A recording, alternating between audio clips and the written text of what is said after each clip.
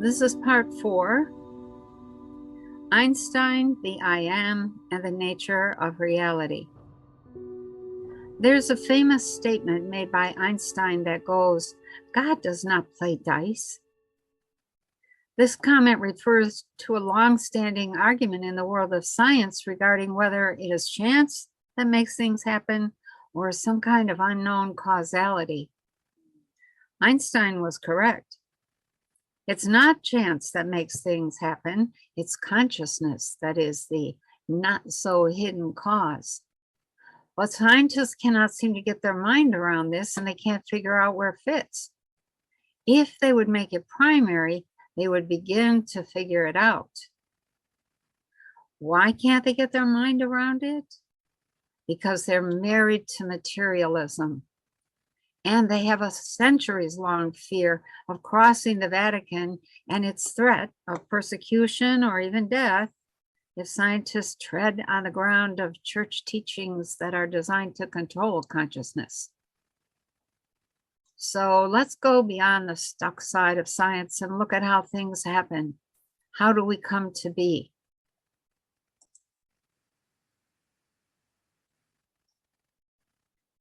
Let's start with what the churches have paradoxically tried to teach and yet to distract from, which is, how do you get to a full understanding and relationship with God?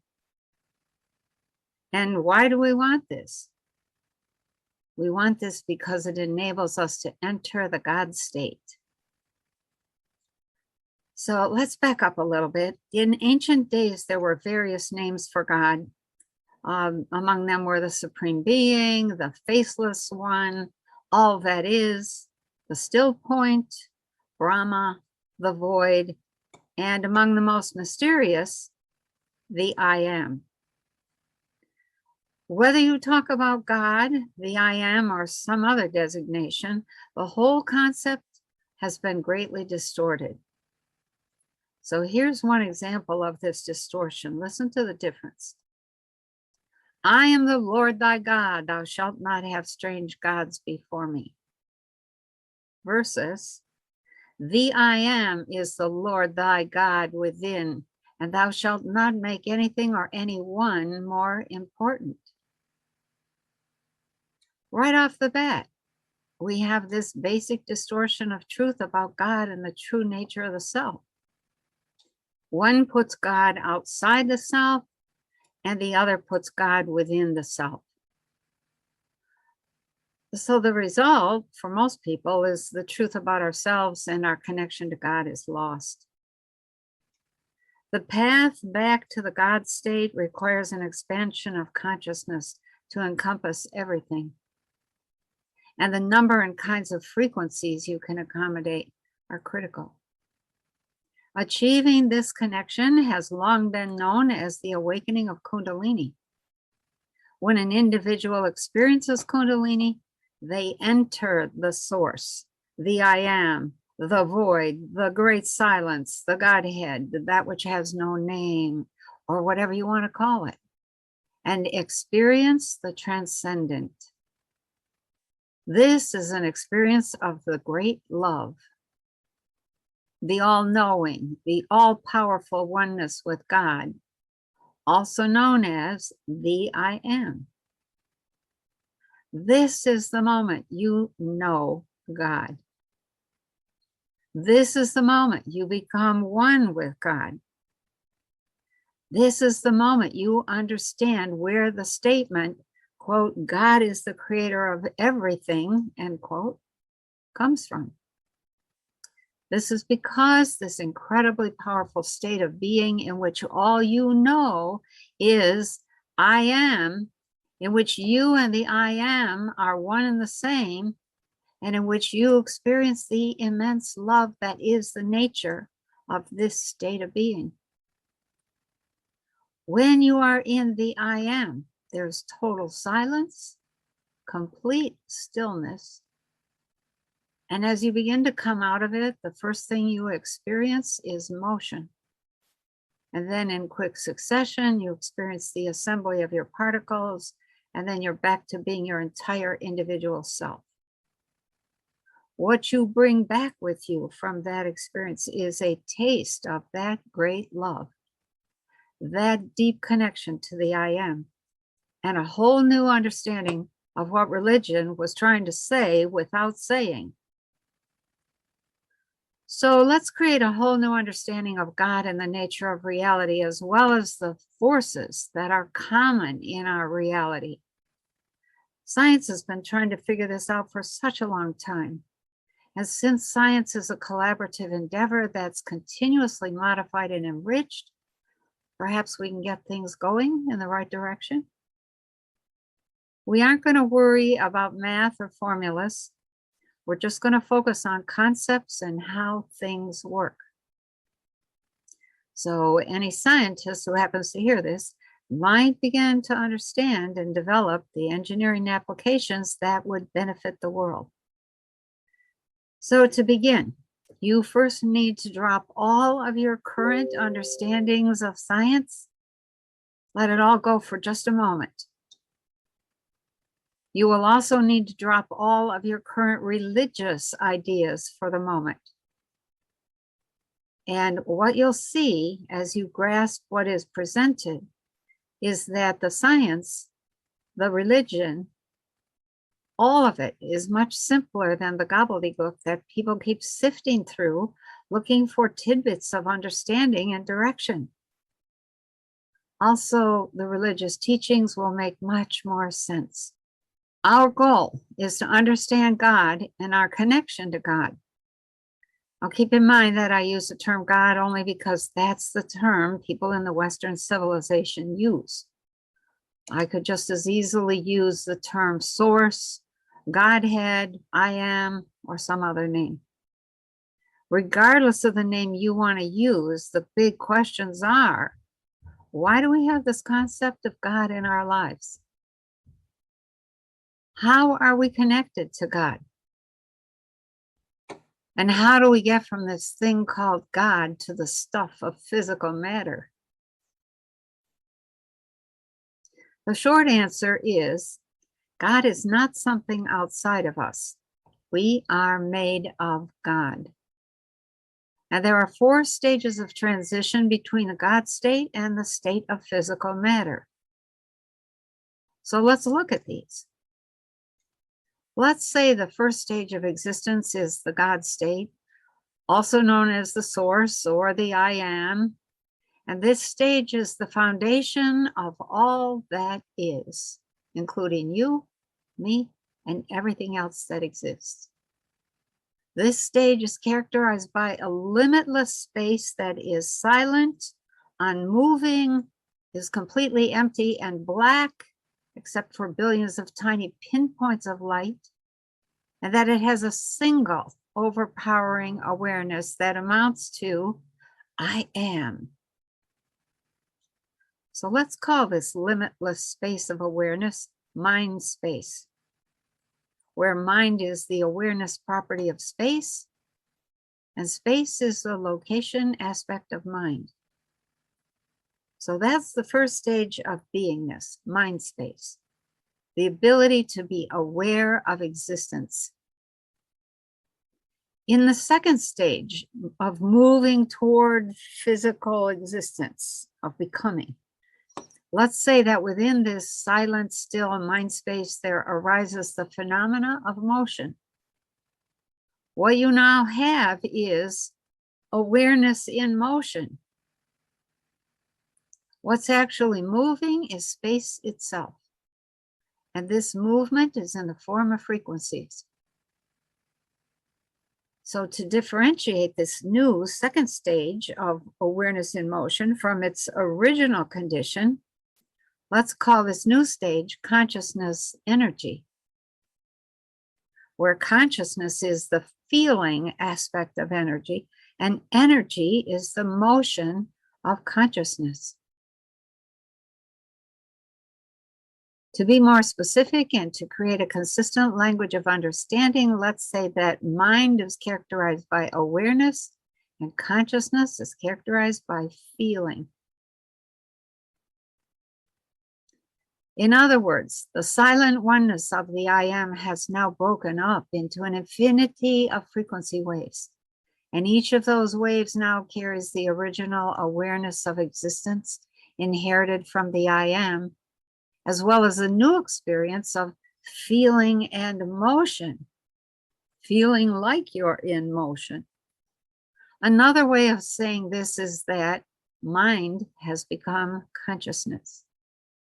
And in this new stage of being, consciousness knows itself as a wave of motion moving in a direction with some amount of speed and a degree of force.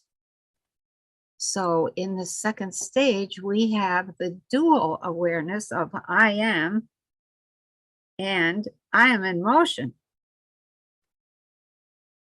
In the third stage, what you observe is that the frequency waves begin to form particles of light, and those lights blink on and off.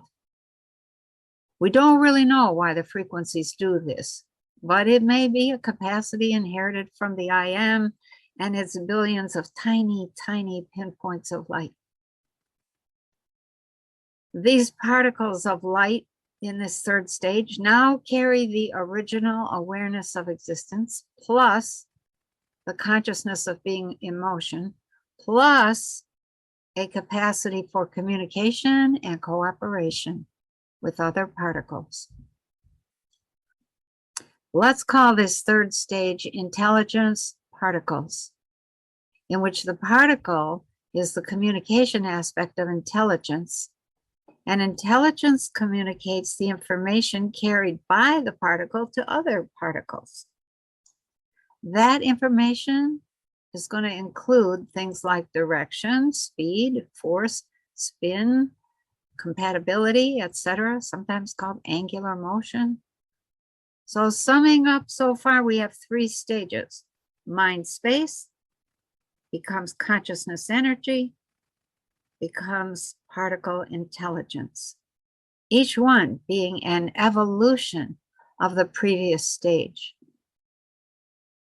Next, we have the fourth stage, in which the particles that are communicating with one another begin to form patterns. There appears to be a built-in tendency for all intelligent particles to build themselves into greater and more powerful forms that will not only stabilize and increase the uses of their capacities, but will develop eventually the capacity to reproduce. So let's call this fourth stage the stage of pattern intent, in which the intent is the maintenance capacity of a pattern, and the pattern demonstrates the form and function made possible by that intent. In other words, in this stage of existence, we have the beginnings of stable arrangements of frequencies and particles into the blueprint for form. The patterns made by frequencies and particles are called plasma. And it is this plasma that gives rise to physical matter. The intent embedded in each pattern will be the frequency signature of that pattern. And what is quite amazing is that each pattern will create millions of forms that are unique. This need for uniqueness shows up in like thumbprints, the iris of the eye, your voice print. It's this uniqueness that allows us to become an individual, a little different from everyone else. Without this, we would all glom together and end up as one form. So this is how we get from God to frequency waves, to particles, to patterns of particles that build plants, animals, humans, planets, and everything in the entire universe. As already pointed out, God is within us. Of course, we are all taught that God created us. But if you take into account the above information, it becomes clear that we are not created by God, rather we are made of God. And this makes each of us a unique form of God material. an image of God, so to speak. In a way, God does create us, just not the way we were thinking it was done. God doesn't make you the way a potter shapes a clay pot. Instead, you're made out of God's stuff. So the next big question is then, do you want to develop your capacity to integrate that God self or not? Religions teach that God is outside the self and that you need a priest or a bishop or someone to reach him. They don't want you to know that you are a God in the making. However, to get help, information, or insight that will allow you to fully develop, you simply have to focus inside. Talk to yourself, give yourself directions, ask yourself questions, then listen for that still small voice within and act accordingly. And that is why the oldest commandment in the world is know thyself. Many of the arguments tossed about regarding who created us and whether or not we should create clones, allow abortions, fiddle with genetic modification, tinker with DNA via CRISPR technology, whatever, they're all based on the idea of maintaining power in the hands of the church. And of course, the church insists that only God has such rights. You know, this idea might not be all bad, given the fact that a lot of humans in power today abuse that power terribly. So maybe we need somebody saying that only God has the right to play with life.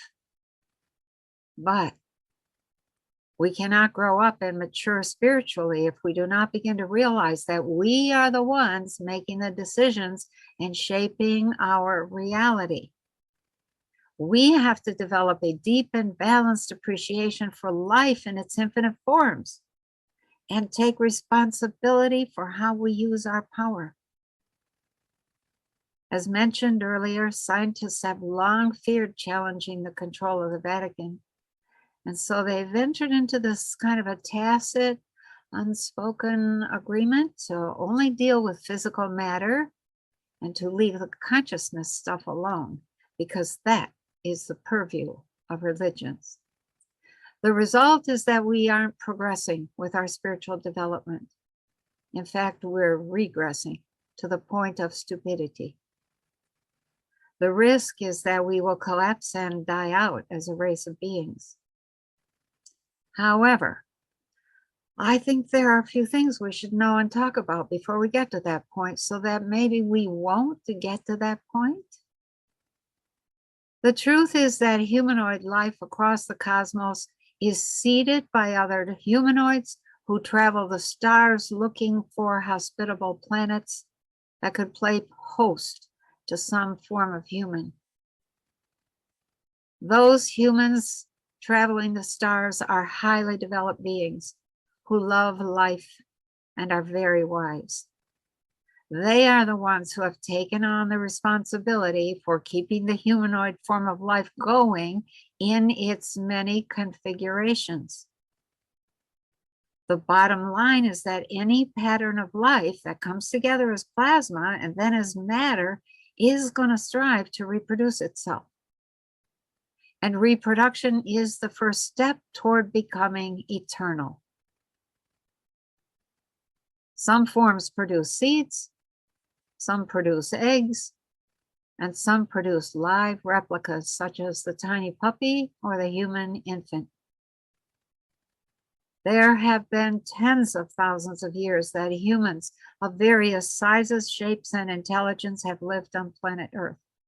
And there have been many millions of years that humanoids have flourished as more evolved civilizations across the cosmos. Most people alive today are concerned mainly about life here and now. And so the further back in time we go, the more irrelevant those older civilizations can seem. However, you should at least be aware that we are not the most advanced people. ever to live on planet Earth. Nor are we the most likely to survive should our very fragile structures come under any more pressure than they are at the moment. Our lives are hanging by a few threads. We have some enormously important decisions to make if we want to survive and thrive. To make those decisions, we must look honestly at a number of things. Our real history, who we are, what are our built-in potentials? How do we want to live? Who are the people trying to influence us? Looking honestly at these will not be enough, however. We will have to begin communicating honestly and taking action that moves us in the direction we want to go. Before we go much further, I will freely admit that I am definitely trying to influence people, their consciousness, and where they are going. I want to live among people who are healthy, creative, centered in themselves, and able to communicate wisely and well. I want to live in a world of peace, joy, beauty.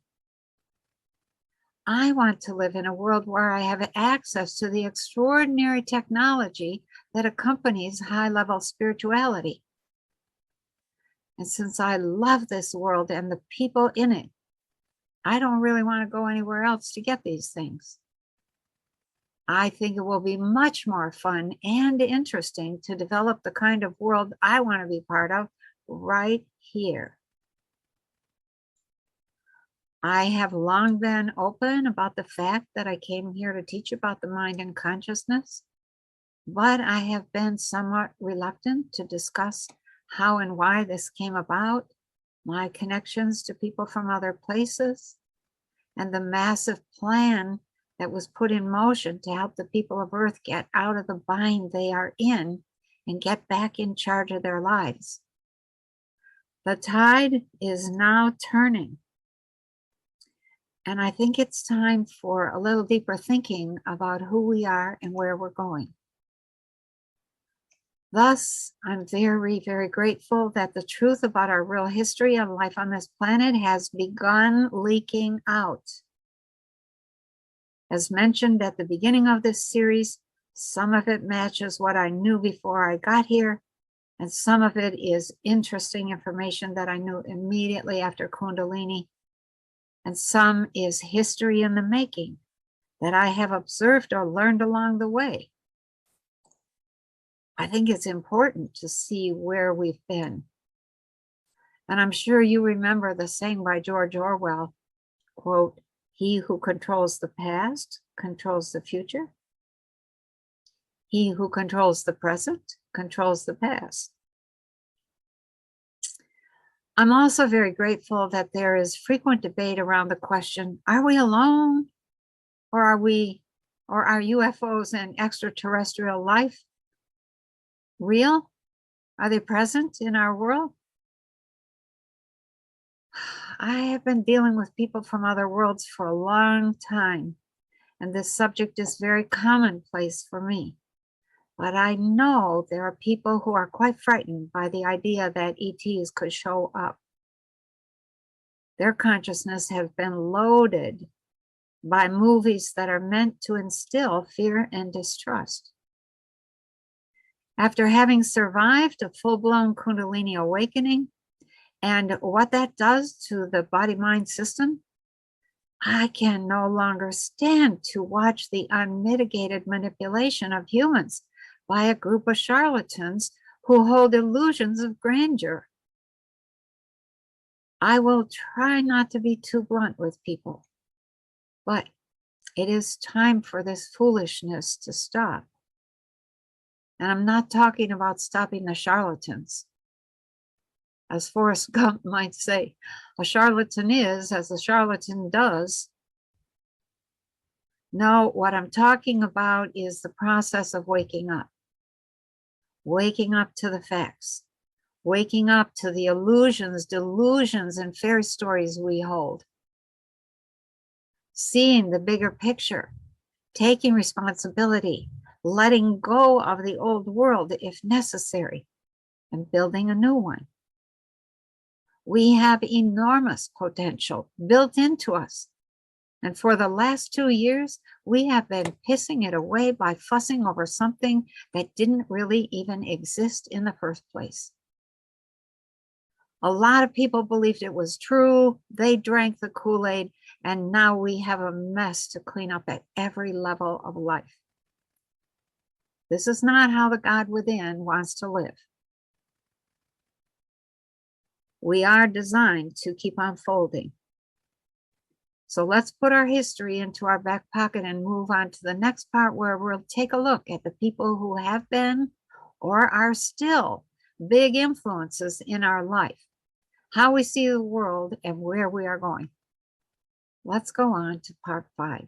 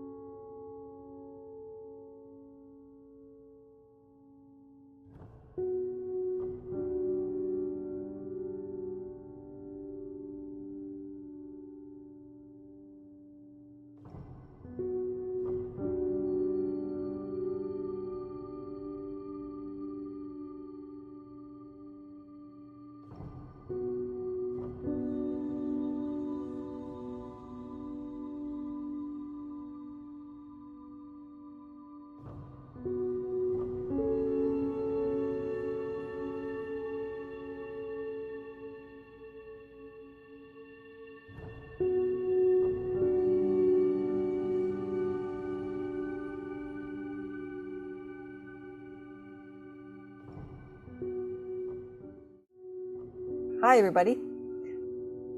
For those of you who are interested in the Planet Earth series, which talks about her people, the history, and the current dilemma, part 5 of 9, which is entitled Trump and Other Influencers, will be posted on Odyssey and BitChute only. We've been getting quite a few strikes on YouTube in the past year, so we're being very mindful of any video that could trigger the algorithms and give us another strike. So if you're interested in watching this series, head over to Odyssey or BitChute to see part 5 of 9. Thank you.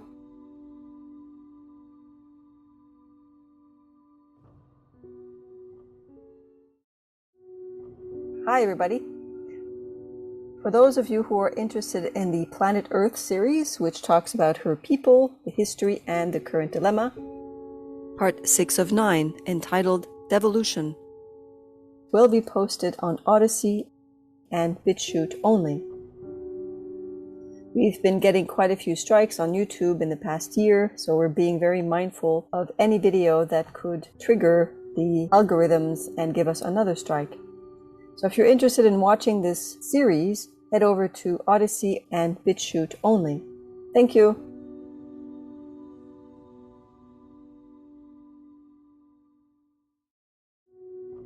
Hi everybody. For those of you who are interested in the Planet Earth series, which talks about her people, the history, and the current dilemma, part 7 of 9, which is entitled Kim Gogan and the Financial System, will be posted on Odyssey and BitChute only. We've been getting quite a few strikes on YouTube in the past year, so we're being very mindful of any video that could trigger the algorithms and give us another strike. So if you're interested in watching this series, head over to Odyssey and BitChute only. Thank you.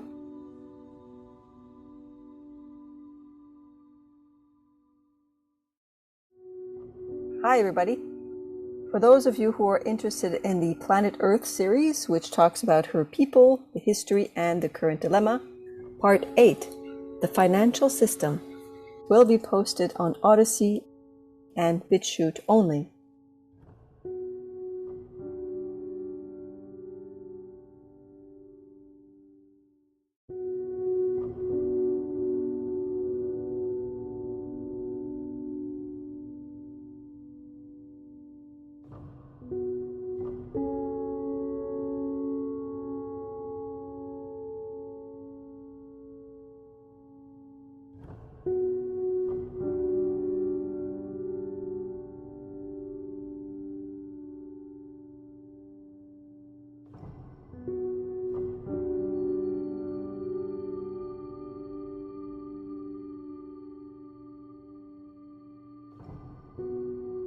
The title of this is Planet Earth, Her People, Their History, and the Current Dilemma. This is part 9, Other People, Other Places. In this part of our series, I thought I would share some of my early journeys to the new Earth and some of my thoughts and feelings about these experiences. I have learned so much from each one. And as you will see, they are not always easy, fun, or exciting. They are usually unexpected, but not unsought. Sometimes some of these journeys are painfully embarrassing, but they're always very provocative. Anyway, on October 21st, 2018, I went to bed early and was almost asleep when something pulled me to full waking attention. Coming toward me from some distance away was a being emanating tremendous light. Instantly, I was wide awake and half sat up in bed to get a better look. When it reached me, it said, "You are being activated again. It is time for you to be activated again." The being was humanoid, but did not look like a human from Earth. There were numerous waves of beautiful light emanating from it. And these looked like plasma filaments and the way plasma filaments move around in a plasma lamp. These filaments were gorgeous: reds, pinks, blues, whites, yellows, purples, and greens. The being moved closer to me 3 times until I could see him quite clearly. There was no hair. The skin was kind of grayish colored, but the eyes were hard to see because the face protruded in an unusual way, and there were ridges or large wrinkles or something going up his nose onto the forehead. He was standing in what looked like an archway, and the waves of beautiful light were going in every direction. I was very surprised, and I had the impression that he was referring to a further Kundalini activation because there was the sensation of immediate fiery sensuality in the groin and moving up through the body. And then he was gone, and I was wide awake. There was a second part to the message that I did not write down because it was disturbing, and I wasn't sure I heard it correctly, and I wasn't sure how to interpret it. That second part was, "You will return to us."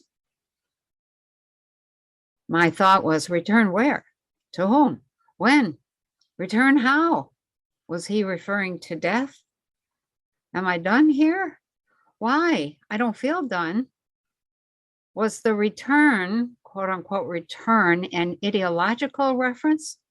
Was it something to do with allegiance and not death? Or had I wandered way off course in some way? The next day, I was working in the sun kitchen thinking about the message and wondering what it meant when I heard a voice say, "Get your affairs in order." That definitely left me thinking my time here might be done. It was difficult to grasp the idea of leaving here. How could I leave my children? I love them beyond all reason. Eventually, the messages became clear. Before coming here, it was drilled into me again and again that I was to stay under the radar until things came apart and the criminal elements were on the run or too busy to worry about someone like me who was just getting started. Earlier in that year, interviews I had done with Regina Meredith and JSNP4 created a lot of publicity, and I was anxiously trying to figure out how to get back below the radar and was sending messages to my people asking, "Is it now? Should I speak up? How do I handle this?" The message that I was to be activated again was confirmation that things were unfolding correctly. I was to begin speaking up about my work with consciousness. The message that I would return to them was simply a heads up that I would begin to return to my roots, which are elsewhere, and would begin to communicate with my people regularly, which also turned out to be correct. Less than a year later, on September 9th, 2019, I decided to do a little exploring by going to the place that the three beings of light had taken me back in the very early days of Kundalini. I called it the New Earth because it was a duplicate of our planet, except that it was immaculately clean, very peaceful. Everyone and everything was alive and communicating, and this included the buildings, the flowers, trees, rocks, sand, and whatever else existed there. I had been there 4 times, almost 40 years earlier, and I wasn't sure I would be able to find it again. But to my great surprise, I not only found it, I felt that my visit had actually been anticipated. I stayed there for an entire day of their time and returned back here at 1 a.m. on September 10th. I then wrote about my visit as if I were still there, as follows. I am here one day. There is much to learn. It's odd that I should arrive and be writing this on the New Year's Day of ancient times. I actually arrived on the last day of the old year in the same location as the first time I came here, a flat area outside the city where the ground was covered with pea gravel and some very tall evergreen trees nearby, as well as in the distance, and the city visible from there. Several people greeted me, and when I scuffed the pea gravel with my foot to say hello in response to the pea gravel's greeting to me, the response from the people greeting me was immediate. They felt it was a rough, crude treatment of the pea gravel. So I quickly knelt down, scooped some pea gravel into my hands and apologized, and then said a more loving hello. The tension in the 3 people melted, and then I stood there uncertainly for a moment. After going through my few memories of the place and not coming up with any conversation openers, I said rather bluntly, I would like to stay, to be here, but I'll need a place to live, a place to stay when I come here. As if they knew and anticipated my words, they took me to a place in the city. It was an apartment high up in a gleaming silver high-rise building. It was beautiful, but I didn't really want to stay in such an austere, polished environment. I thanked them and said it was beautiful, and then asked, is there some place I could stay in nature? They said yes, of course, and took me to an idyllic cottage with a thatched roof, flowers all around it, and a small pool of water and fish among the flower gardens. I said it was perfect, thanked them, and they took me inside, saying it came from my own consciousness. The bed looked wonderfully cozy and comfortable with a patchwork quilt on it. There was a teapot on the cupboard and a desk nearby. I asked about food. Do you eat? Is there food? They replied, yes, there are always berries. There are also apples and pears. There's cheese and bread as well, and milk from the cows. Well, what about meat? I asked, but this brought a return of attention. One of them said, well, very, very seldom. But once in a while, an animal will direct us to use itself to feed someone for a particular reason. So I kind of dropped that subject and said, well, what kind of work will I do? Do I have a computer I could use? They replied, your computer is sitting on your shoulders. Your work is writing, and you will have some use of music with the writing. You are familiar with this after having set some poems to music. You will also have some involvement in architecture. I was delighted about the poetry and the music and surprised about the architecture. They sensed this and said, you know how to build. You have also done much work in transforming buildings and people. You will mostly create artistic projects that include words, music, dance, and nature. With that, I had visions of dancing among the flowers, but then worried that the dancing would greatly disrupt the root systems and delicate stems of anything tall enough to dance with me. The people with me smiled and said I would learn how to create and work with flowers in such productions. And then they closed their tour and instructions by saying, at first, you will go back and forth a lot between your old earth and this one. You will try to implement some of what you learn here in the old system of reality. The kind of work you do here is not quite possible in that old system, but you will try because you are a muse. As they said this, I imagined myself to be back in the old reality of Earth. It was dark, heavy, seemed unfriendly and warlike. But when I heard the words, you are a muse, I snapped back to the new Earth in delight. I love the idea of being a muse. How creative, how wonderful, and inspiring. My tour guides then took their leave, telling me to settle in and enjoy my new home. I went in my cottage and stood there, uncertain of what to do. Everything was so clean and simple. They had said it came from my own consciousness, as if this was the way I thought I would most like to live. But one of them had commented that I would eventually end up in the silvery high-rise they had first taken me to. The others shushed him up, but I heard it, and I had a feeling that it was true, but that this cottage was a good transition home for now. I went back outside to wander among the flowers. As I strolled thoughtfully, a bright yellow cup-shaped flower suddenly grew upwards until it was right in my face, where it peered at me intently. I was surprised and said, hey, you're spooking me. This is my first day here. I'm not used to this kind of thing.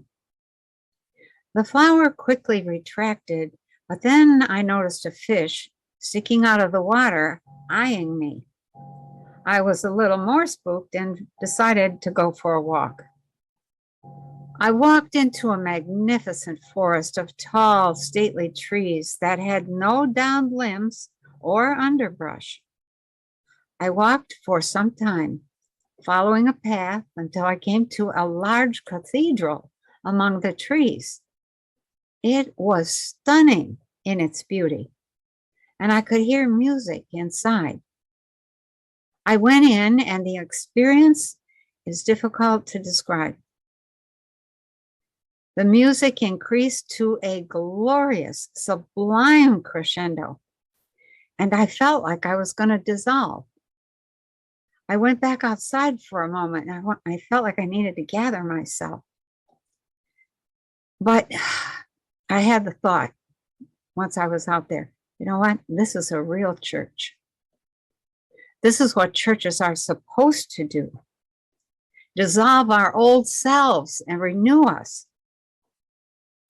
And I went back inside, entering that glorious music once again and feeling like I was going to dissolve once more, but knowing that this was the kind of union with the Godhead that was the essential source of life. I cannot recall everything that happened in the church, but I have vague memories of bliss. singing and joyous dance in a beautiful celebration of the new year. When I came out of the church, I was different. I was also tired, but peaceful. I walked back to my new cottage and decided to take a nap. I climbed into bed and slept the whole night. While I slept, I dreamed I was back on the old earth.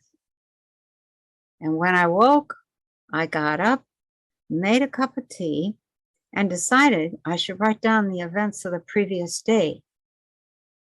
I found paper and pen in the drawer of the desk and sat down to write.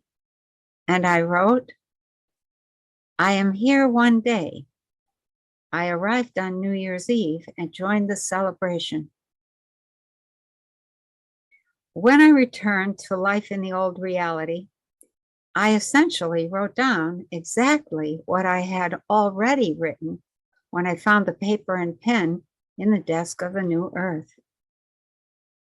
When I finished writing what I had already written there, I laid down and went to sleep in this reality. When I woke late in the morning, I found myself in both realities at the same time, and I wrote the following.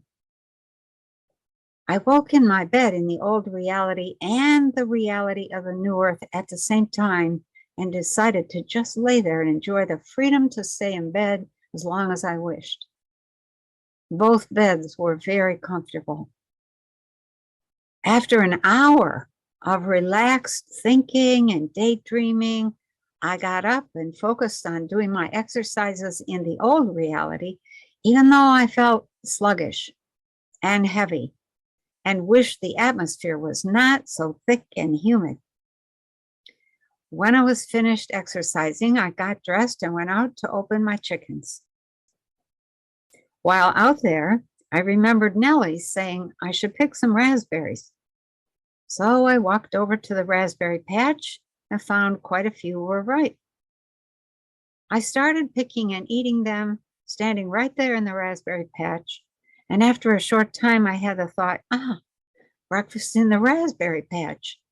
And at that instant, I was aware of myself in the new earth, picking and eating berries in the yard, just as the beings, tour guides, had suggested the previous day.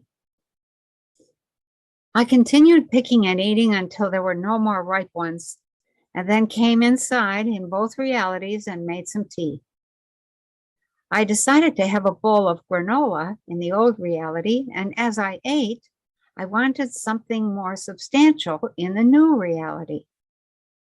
How do I get some of that cheese they talked about yesterday? I wondered. Here in the old reality, I can just get in my car and drive to the grocery store, I thought, still in the dual awareness of being in two places at once.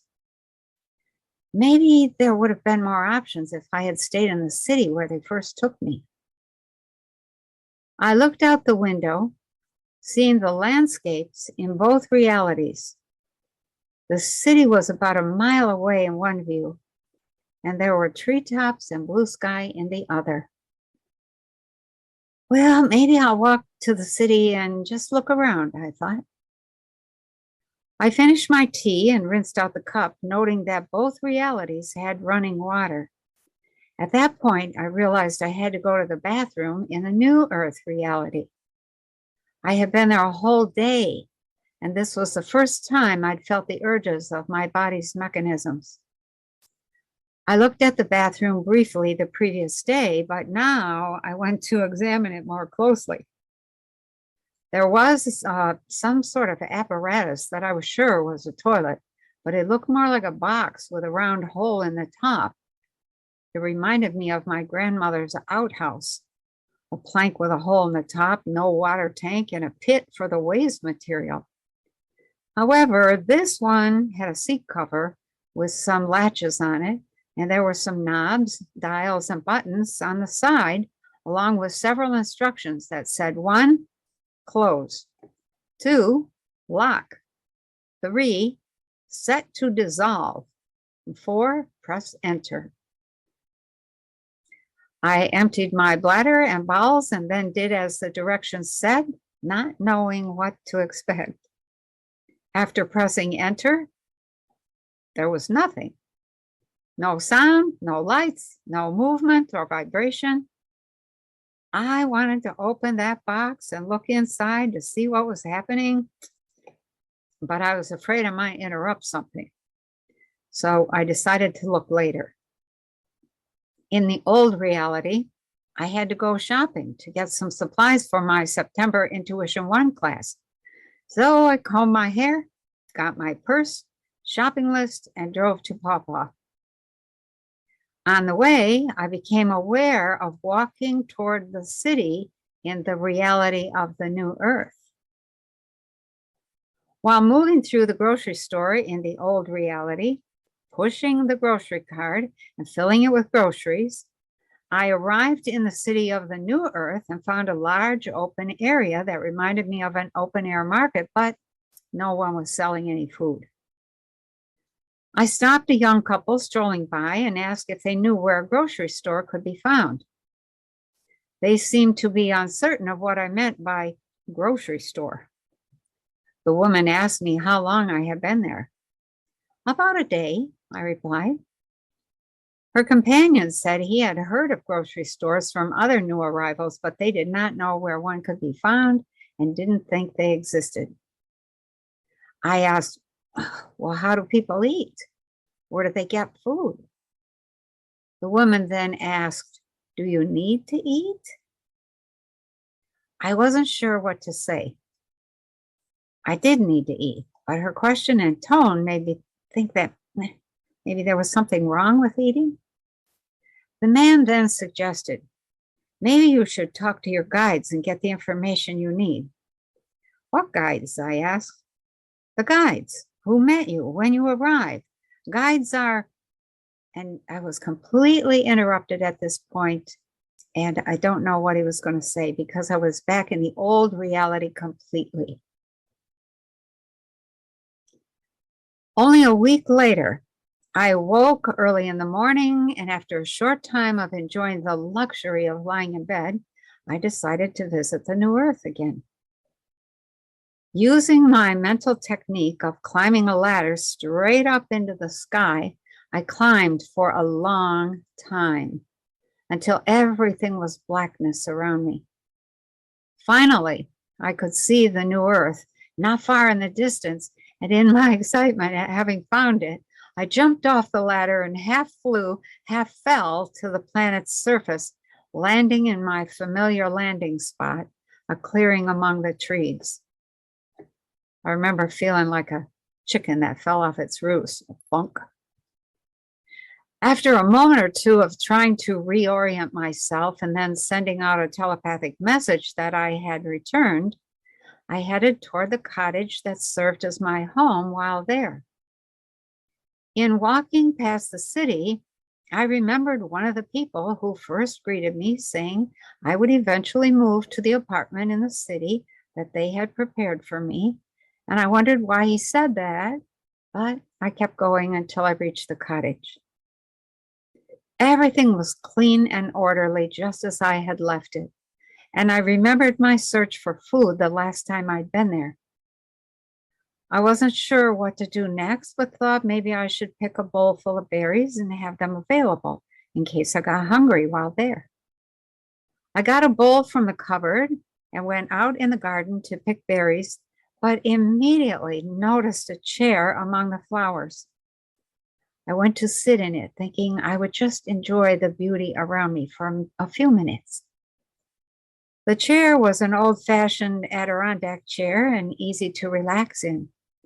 So I sat back, closed my eyes, and was quiet, but only for a moment, when my mind began to turn over quickly and I began to ask myself questions. Well, what do I do now that I'm here? What is my purpose here? What do people do when they come here? This sparked the idea that perhaps I should begin my time there by doing a survey of the kinds of activities that went on in that world. Forgetting about the bowl and the berries And still in the Adirondack chair, I sent out a telepathic message asking, what kinds of work do people do here? There must be a purpose in each one. And I'm wondering what the possibilities are for myself and others. And then I began to receive information. The first of this information was that one's work depended on an individual's interests. Some were interested and engaged in creating beautiful gardens. There was also plant design by those working directly with frequencies to develop foods that would expand consciousness and the potentials of people living in that system. Others were involved in developing building materials that people would use to build living spaces, spaces designed to saturate people with health, contentment, and high-level energy. Some people worked as guides for those who were visitors to that reality system. Some people were engaged in the study of math or the physics of higher consciousness. There were teachers, transportation experts, and people who worked to develop and maintain what they called the messenger system, or what we would call media, except that their system was primarily telepathic and secondarily holographic. There were ambassadors to other places, historians that kept careful records of their reality system, as well as backup records for many of the races they communicated with. As the information continued coming in, I saw that some people were manifestors and produced frequency matrices that were the basis of specific items. These were items that another individual might want or need. Although sickness was rare, some people were healers, and healing, quote unquote healing, was focused on the careful integration of incoming individuals into a much more expansive perception. This helped others to adapt quickly to the reality at hand and helped them to correct any destructive perceptual habits carried over from outside realities. For some reason, all of this sparked a deep curiosity in me about the apartment in the city. I got up from the Adirondack chair, and without questioning what was pulling at me, I began walking briskly toward the city and the apartment in the gleaming silver building. When I arrived, I went directly to the apartment, opened the door, and went inside. It was mostly empty and spacious. But as I stood quietly in that space, I began to see myself working there. I clearly saw that I was gathering newcomers, teaching them how to orient themselves to the new earth, helping them to choose the work and service best aligned with their interests and skills. This excited me, and I had a very expansive moment in which I knew what my first and most immediate work would be. It amounted to building bridges to that world.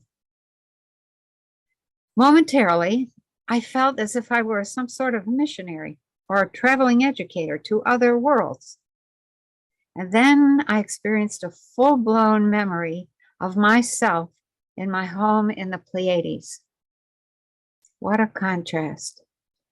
In that memory, I was very old, very wise, and had an amazing range of experience. Lots of education, lots of skills that ranged from parenting to teaching to scientist to culturalist to several forms of artistry, including historian, writer, and choreographer of dance stories, movement that told teaching stories of hard-earned wisdom and great power achieved. This moment of knowing myself was very sobering, powerful, and steadying. As I stood there, I was fully connected to three places: the new earth, the old earth, and the Pleiades. And I felt an immense comfort in living among the stars and the planets with only temporary ties to various dimensions and civilizations. The moment passed, and I turned my attention back to the task at hand, deciding how to go about bringing people to the new earth and get them acclimated and involved in building and stabilizing a new reality for themselves. Not everyone would come over at this level. Some were not awake enough, and some would not be interested at all. But those who were ready would find beauty, security, and lots of opportunity to create a world of their own design and making. Now I was suddenly expanding and either receiving additional information from others in that system, or I was really beginning to grasp the wide range of tasks and work in that place. There was messenger work for those interested in practicing telepathy. There was scientific work for those interested in exploring frequencies and what was possible to create in that dimension. There was astronomy, genetics of light, plant plasmas, breeding done at many levels, equipment engineering, water supply. Water supply seemed to be really important. Transport centers, something called decelerators, and mapping of several kinds, including galaxies, mapping of dimensions, of consciousness, of systems, and of individuals.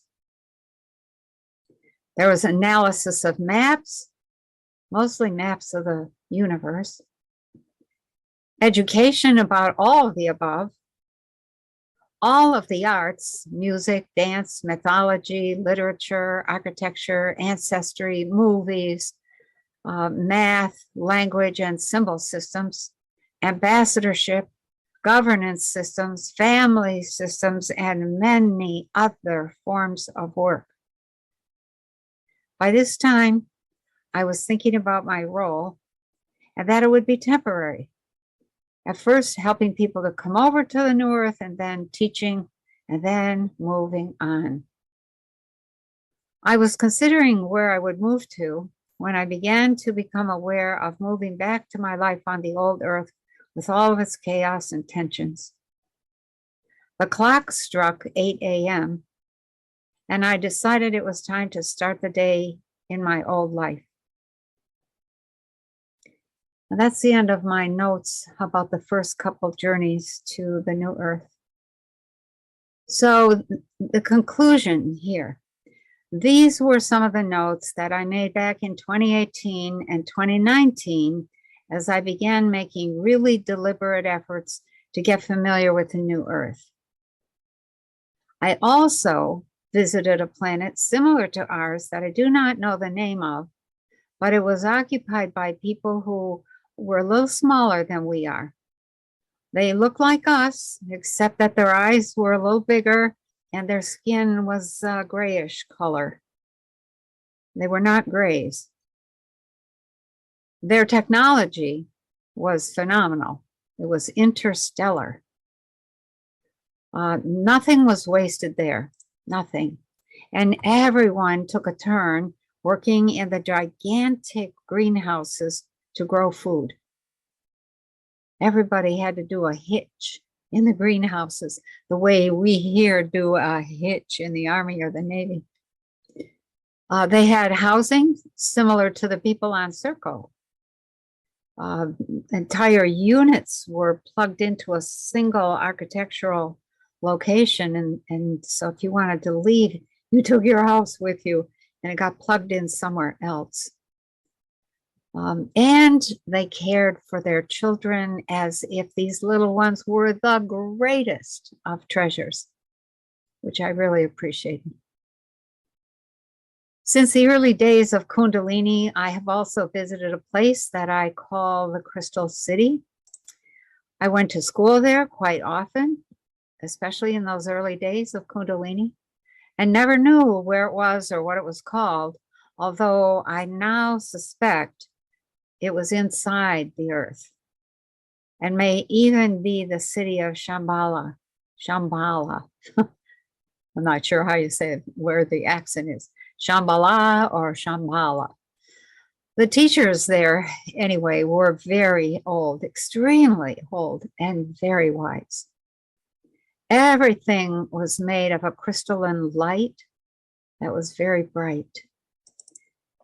In the beginning of my Kundalini experiences, I thought, like many others, that we would have to shift consciousness into one of the many places I had visited if we wanted to get beyond this place. Over time, I have learned that this is not the case. Shifting consciousness is only the first step. The next steps require us to live that consciousness by creating a reality that demonstrates and displays that consciousness. If we do this, eventually the new world of higher consciousness will merge with and transform the world we are wanting to leave behind, and we will find we are right where we want to be. No one is coming to rescue us. We must rescue ourselves. We must find a way to create our own refuge. This is the task of any group that wants beauty, peace, health, and the advanced skills and technology that accompany higher consciousness and true spirituality. We must focus on the study of frequencies. Learn the physics of those interactions and put those frequencies to work in the form of superior food, clothing, technology, relationships, houses, transport, education, etc., all of which then add up to a superior civilization. We are currently a third-dimensional system that is based almost completely on materialism. A fourth-dimensional system is also a material system, but the consciousness is used 100% to develop the full potential of each individual, allow each to reach high frequency states, and create materials that further enhance consciousness and the experience of life. Telepathy is common in fourth-dimensional systems, and technology is completely benevolent in those systems. Adults and children are bright, healthy, perceptive, and peaceable. A fifth-dimensional system is also a material system. It too is using consciousness 100% to develop materials that enhance consciousness and the experience of life. However, the people who live in the fifth dimension have also learned how to generate light. Telepathy, telekinesis, and teleportation are standard. Their bodies have become slightly less dense, but still look and act fully physical. And fifth dimensional systems often separate themselves from any system that is messy, violent, sickly, or caught in delusions of power and control. So that should give you some basis for comparison. I think we have a ways to go. And so we should not delay, because it takes a lot of work, cooperation, and creativity to get there. So let's conclude this part and go on to the very last part, part 10. Hard truths lead to clear choices. Thank you for listening.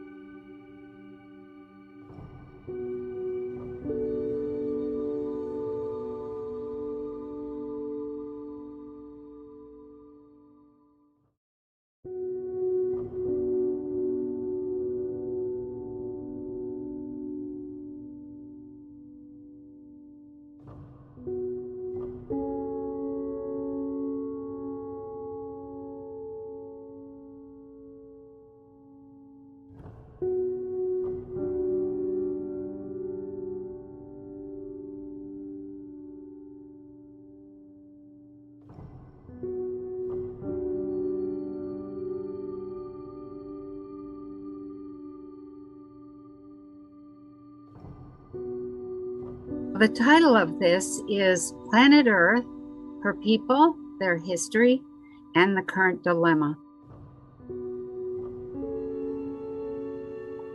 And this is titled Hard Truths Lead to Clear Choices. Hello, and welcome to part 10, which is the last part in what started out as a 9-part series and became a 10-part series. And this is titled Hard Truths Lead to Clear Choices.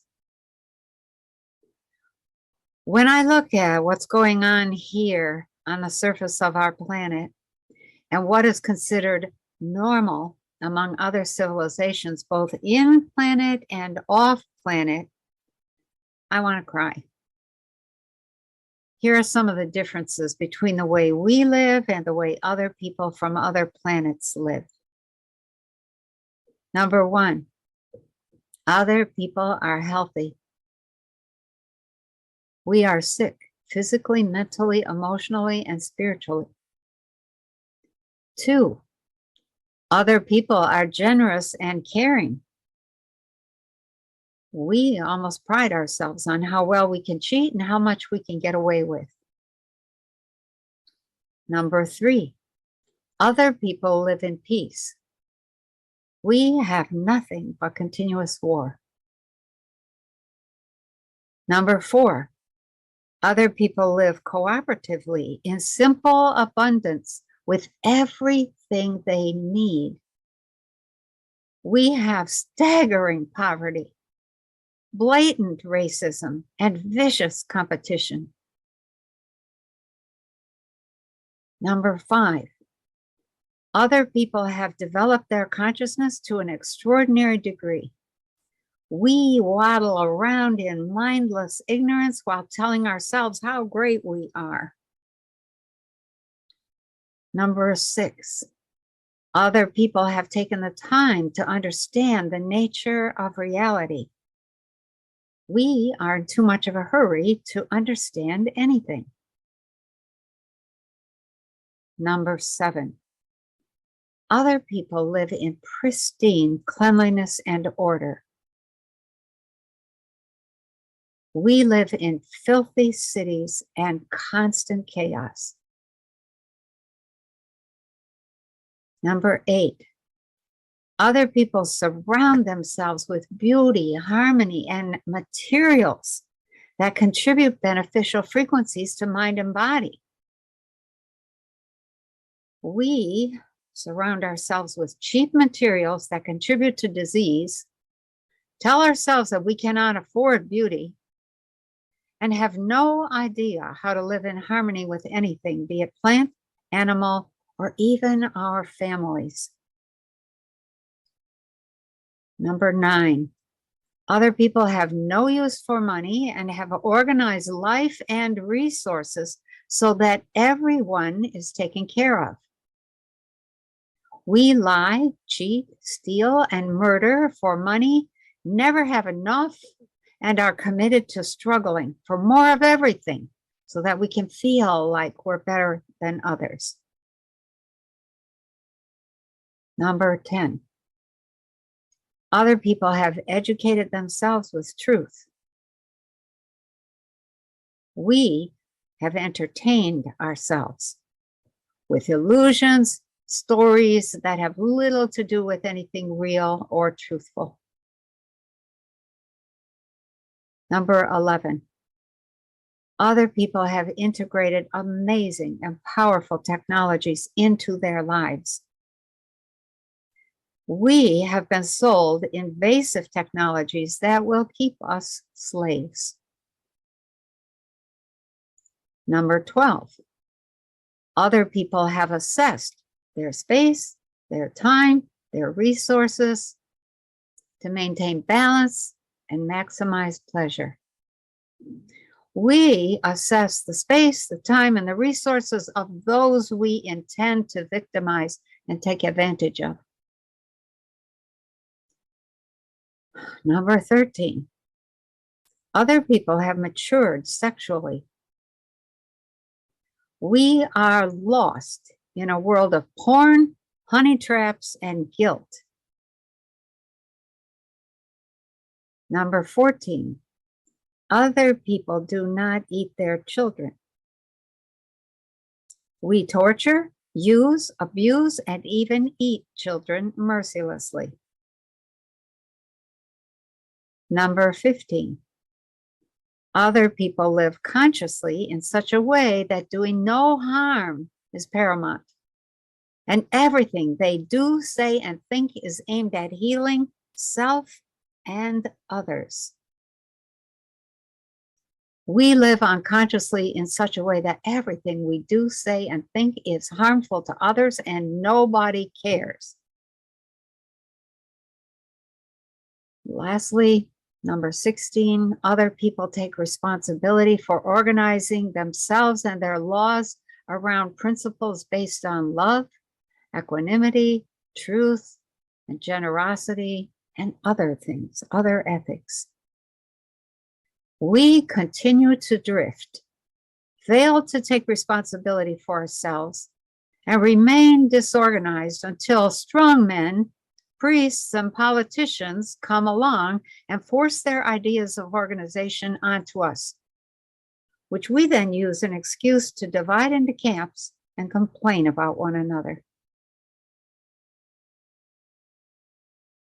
In drawing all of this to a conclusion of one sort or another, let's review what we have covered in these parts, part 1 through 9, at least some of what we have covered. First, in the 1930s, we talked about Edgar Cayce, who said there was a hall of records under the Sphinx and that it would be discovered in the late 1990s, and it was actually found in early 2000s. A cavern containing extraordinary technology showing our true history was discovered in Romania in 2003. That historical record showed that we were developed by Syrian visitors to planet Earth and have continued to evolve ever since. Science has been unable to figure out the nature of reality because they've refused to see that consciousness is the basis of what they're trying to figure out. We have stalled in our evolution, and we are regressing into greater victimhood and helplessness. We have a variety of influencers, people who have tried to get us to see what's happening in our world.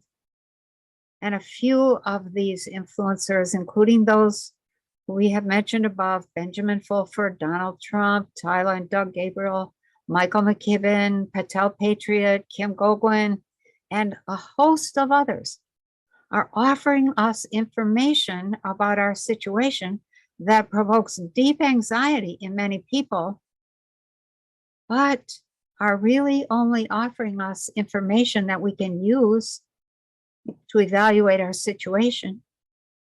Why are we getting all upset and anxious and worried? It's time to evaluate.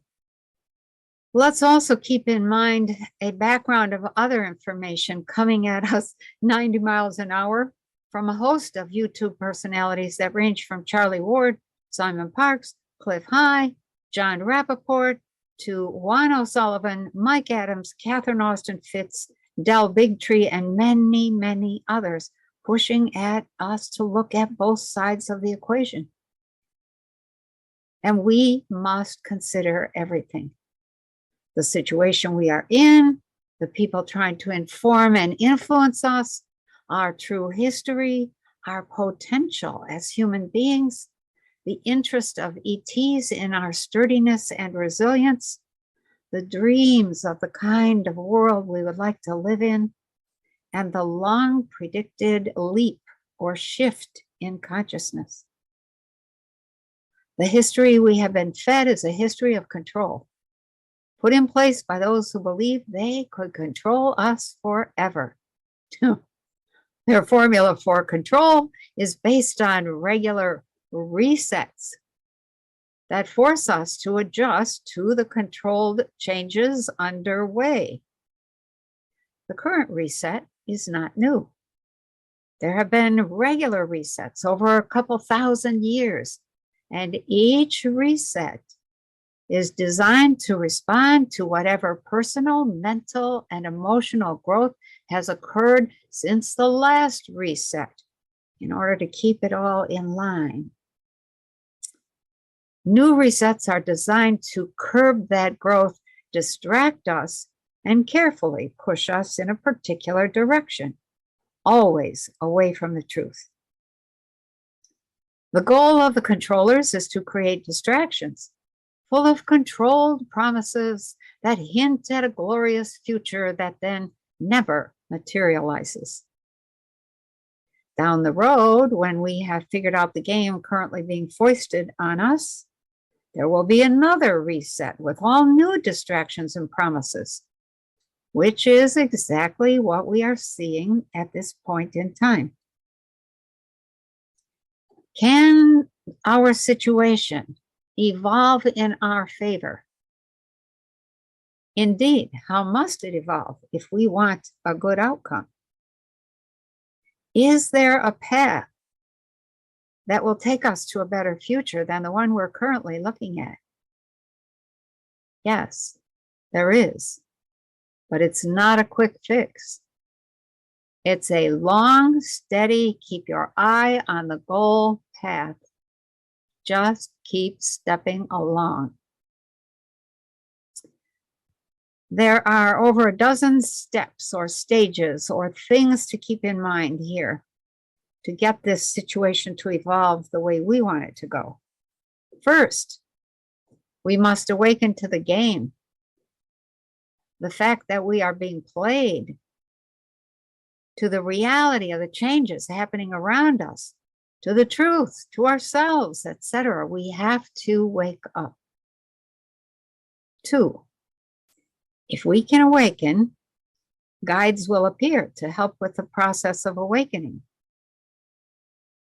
3, conversations, communication, and education must be reclaimed as open and free between and among all people. The bottom line, we must learn to listen deeply to one another. Number 4, goals, principles, and processes that lead to the world we want to live in must be decided and set in place. Number 5, an honest assessment must be made of what we already have, what's worth keeping, and what is not beneficial for us. Number 6, experiences from which wisdom can be gained must be collected and reflected upon. So important. Number 7, transition structures must be created to address gaps, uneven distribution, poverty, and other shortcomings that we created by not paying attention to what is. Number 8, once we get moving in the right direction, leadership must be constantly appraised and reappraised to make sure we are listening to the right people. Number 9, there must be an ongoing process of rethink, reorganize, rebuild, and review. Rethink, reorganize, rebuild, and review the transition structures, because transition structures will only be appropriate for time. Number 10, we must be willing to revise and revise again and again until stability and homeostasis is achieved. Number 11, only when homeostasis within society is achieved will we be free to develop ourselves and our technology. We have to make a living. We don't have time to develop consciousness. We need homeostasis. Number 12, we will know we are succeeding when we see peace, experience security, and have lives that are enhanced by technology instead of threatened by technology.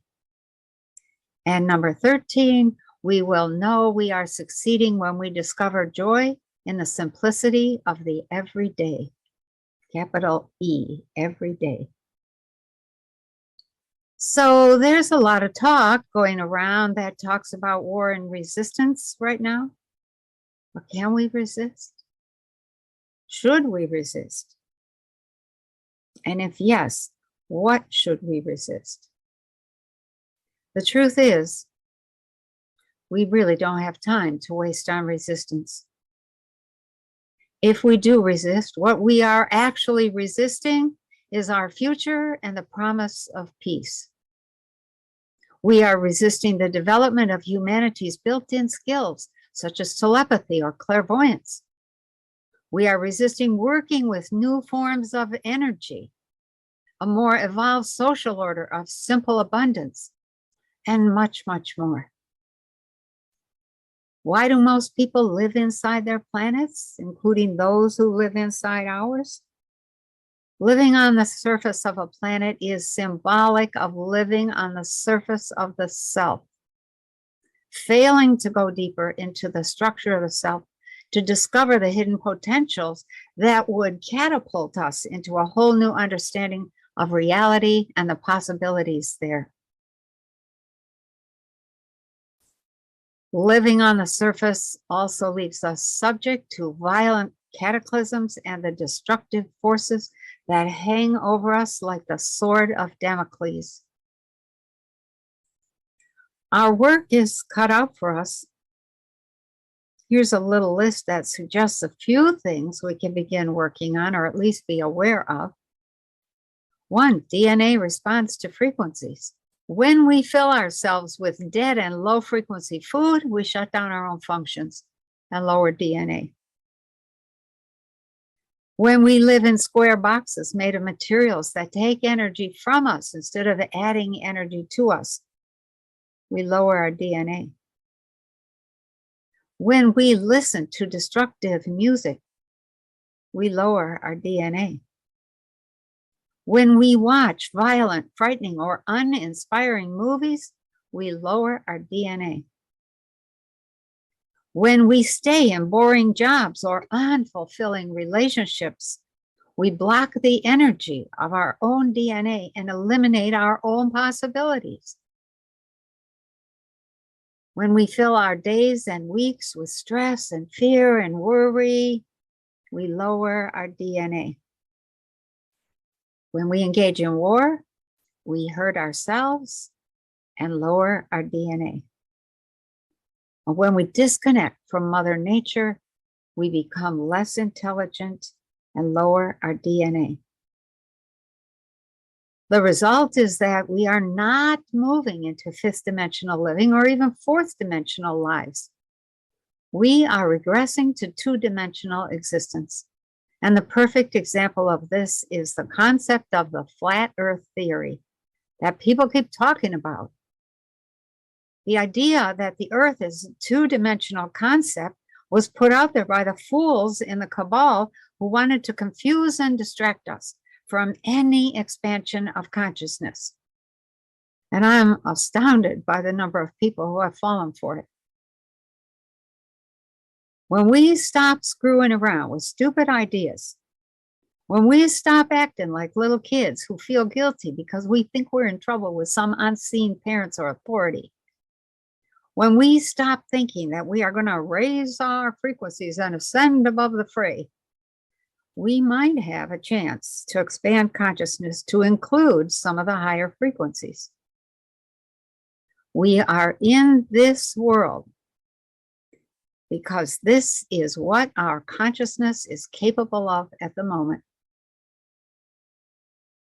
Everything in this world is a symbol of how we use the energy at our fingertips.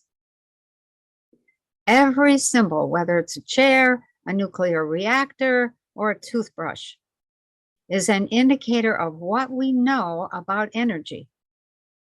And each is a contributor to the kind of experience we have here. That experience is meant to teach us that we create our reality. Everything in this world is what it is because a reality system is the result of the consciousness of the people in it. What is energy? It's consciousness in motion. Consciousness is the great power we have at our fingertips. Again, why do you think religions teach that God is a great power outside of us? A power we must appeal to for what we want? They teach this because they're using consciousness to create a world in which they or their appointees are the ones to whom we appeal for the things we want. If we want to step into our own power to ascend, we have to change everything. The food, the clothing, the housing, the energy sources, the work, the education, the technology, the way of doing business, the government, the beliefs, the mental habits, the emotional programming, the things we buy or dispose of, everything, so that the energies with which we surround ourselves contribute to our progress as high frequency, high consciousness beings. Of course, to do any of this, we have to change our thinking and our ideas. And to do this, we have to change our understanding of how we came to be, what sustains us, and the nature of reality. The goal is not wealth. It's a spirit of possibility, a spirit of gratitude, of exploration, cooperation, a spirit of love and kindness, caring and trust. In other words, we have to move into true spirituality. When we are expressing the true spirit of the self, we are being fully human. Well, what does it mean to be human? While wrestling with that question last year, I suddenly heard a voice say, "You are threshold beings." Threshold beings. To be on a threshold suggests that we are becoming or about to change or about to step into something new. Look at how we start. 2 tiny microscopic cells that reach a new threshold of being every day for months. By the time they are ready to move into a new world, they have become a 6-pound human. Once born into this world, the threshold of being changes again. And we develop from tiny 6-pound infants into 200-pound adults who then use their power to reproduce as well as design and build stuff that they think will make life better. Sometimes the desire to make life better only equates to a paycheck. And sometimes the reproduction is only seen as a side effect of sex. But the truth is that making things and reproducing are essential aspects of being human. The joy of life is in being able to create things you like. And what is the importance of reproducing? What advantage does this give to the threshold of being? Reproducing is the first step to becoming eternal. Since we are created from source, which never gets used up or depleted, if we die, we just return to source. We return to light, not dust. Throughout life, we are on the threshold of becoming source again. Like flowers that grow from a seed, blossom, create new seed, and then drop to the ground to become the ground from which they grow. We are the flowers of life. We grow from the seeds of egg and sperm, flower, and after contributing our seed to the ongoing expansion and existence of life, much like flowers, we drop back into source to become the ground from which we grow again.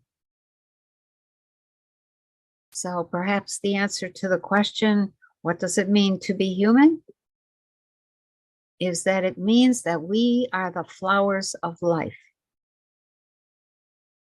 By virtue of our status as flowers, we keep life going, help keep source expanding. This ends up keeping ourselves going as one of the species of life, because we have the power to create. And in a very real way, we are in the category of creator gods, albeit many are quite unaware of this status until they've at least worked their way through some of the early steps of awakening. Perhaps it would be more accurate to say we are beginner creators with much to learn and many practice rounds to go through. We are like annual flowers who, year after year, freeze and fade at the first frost. There are many forms of perennials out there, but we have not achieved perennial status yet. You have to be patient with perennials. They do not usually flower that first year, and sometimes not even the second year. They focus on growing, put down deep, resilient roots, and then they flower. And they are often stunning when they do. They are stately, elegant, large, brilliant in color, unusual in shape and aroma, powerful in their medicine, and quite distinct from the annuals that provide a lot of color and dramatic effects, but have no staying power. Does our status as humans mean we, as threshold beings, are to learn to put down roots, to create seed humans in the early part of life, and then step through to another version, a perennial version that we have deliberately and consciously created? Because together, all of humanity across the cosmos, together, we make up the vast, unfathomable Godhead we call Source. Like the fish that cannot fathom the ocean it swims in, we seem unable to grasp that we are made of Source. We are in Source. We use Source to create. We eventually become nothing but Source. And Source is the reason we are threshold beings. Because Source is forever being refreshed and renewed by us. We who are constantly, continuously unfolding, reaching new states of being, becoming eternal, creating new forms of life forever in an ongoing cycle of existence. To be a human is to be a flower in the field of life. To be a human is to be a regenerator of Source. To be human is to be a creator. To be human is to be on a threshold of becoming. To be human is to express the capacities of life.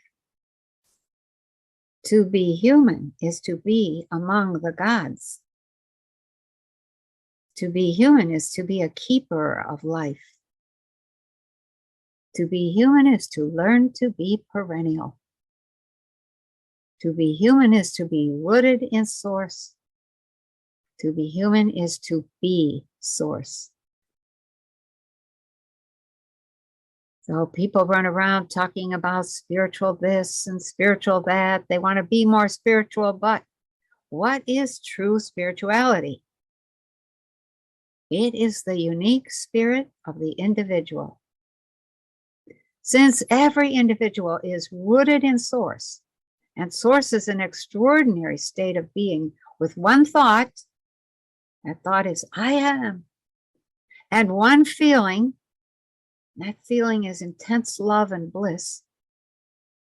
Then to achieve true spirituality is to trust the love that has shaped you into someone unique. And then go about life in a way that expresses that unique self. The way you express that self changes over time as you move through one threshold after another, but you will eventually be faced with the choice of alignment, which means that you will align with life or you will align with death. When everything you do nurtures life, you will have eternal life. And I think that's where our country, our world is at. What are we going to align with? Sadly, we may talk about aligning with life, but then we act as if we're in alignment with death. We talk about compassion, but then we act in mean-spirited ways. We talk about generosity, but then act as if there's not enough money or stuff to go around. We talk about democracy, but cooperate with dictatorship. We talk about truth and then spread gossip and fear in every direction. We talk about abundance, but hoard food, money, guns, and even ourselves, the true self. We talk about honesty and ethics, but go to work for corporations that operate with a spirit of dishonesty, a disregard for individuals, as well as disregard for other creatures and systems of life. We talk about fairness, but then stand mute in the face of obvious injustices that we think, well, that doesn't affect me right now. True spirituality means facing all of these contradictions we are living. True spirituality means developing a spirit of contribution, meaning that we take responsibility for what we bring to the reality and the experience of the everyday. True spirituality means marshaling ourselves to understand human development and using that understanding to then develop our children beautifully. The goals in teaching them would include the goal of understanding consciousness and energy, working to achieve a higher frequency, having a better idea of how reality works, and demonstrating ways to use their power so that the whole system benefits. True spirituality is not an airy-fairy foo-foo idea that we use like a drug to dull the pain of reality. As pointed out above, true spirituality concerns itself with the energies in our food, our technology, and our communication. It's especially important in the design of our houses, clothing, our heating and cooling systems, and the materials we use to build or produce these items. Spirituality is critical in the work we do and in our relationships with plants and animals, wind, water, soil, and the sun. Spirituality is especially important in the way we educate ourselves and raise our children. The information we pay attention to, the science we explore, the technology we create to make life easier, and the kinds of fun and entertainment we engage in. The spirituality we develop will lead to the gratitude we feel, the health we maintain, the ways we heal ourselves, and the evolution of our relationships to the fourth and fifth dimensions of living. True spirituality demands that we recognize the unique spirit that lives in each of our family members, workplace peers, neighbors, and companions. Some people are very serious. Others are goofy or comical. Some people are creative and have to try everything, while others love the security of routine. Some are very orderly and proceed from start to finish, while others leave a trail of half-done projects as they bounce from idea to idea. Some make decisions based on very quick perceptions, and others prefer to question, wait, or try things before deciding how to proceed. And the bottom line in all of this is that life is a system. It's a system that has to be nurtured, supported, and enjoyed. We have been lost in a maze of illusion and disinformation. Is it too much to ask that we wake up and get excited about the building of a whole new reality?